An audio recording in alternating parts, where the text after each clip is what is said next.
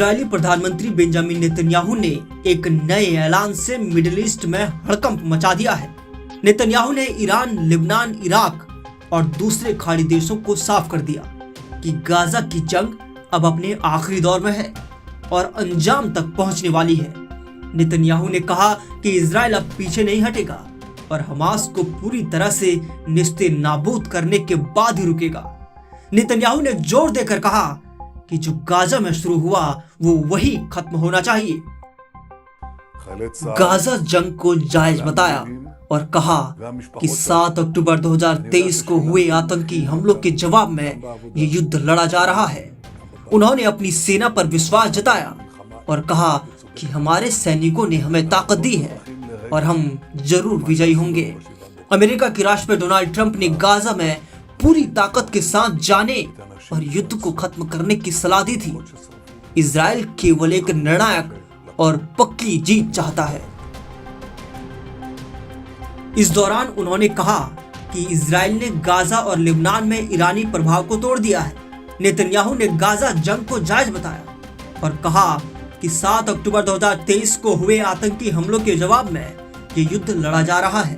उन्होंने अपनी सेना पर विश्वास जताया और कहा कि हमारे सैनिकों ने हमें ताकत दी है और हम जरूर विजयी होंगे।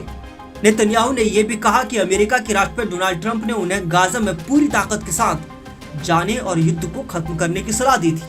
उन्होंने किसी भी आंशिक समझौते को खारिज करते हुए कहा कि इजराइल केवल एक निर्णायक और पक्की जीत चाहता है।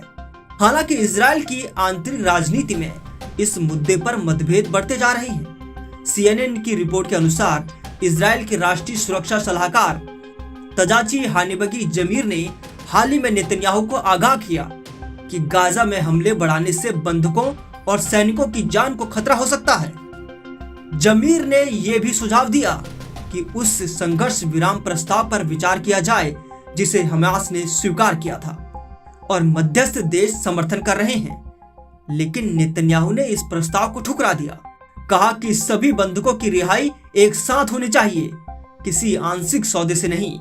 गाजा में हालात बद से बदतर हो चुके हैं। स्वास्थ्य मंत्रालय के मुताबिक बीते 24 घंटों में 106 फिलिस्तीनी मारे गए और 281 घायल हुए हैं। अब तक कुल 63,633 लोगों की मौत हो चुकी है और लगभग 1,59,000 लोग घायल हैं। करीब 20 लाख लोग, जो गाजा की आबादी का 90% है, अपने घरों से बेघर हो चुके हैं और इलाके में भारी तबाही और लगातार बमबारी जारी है।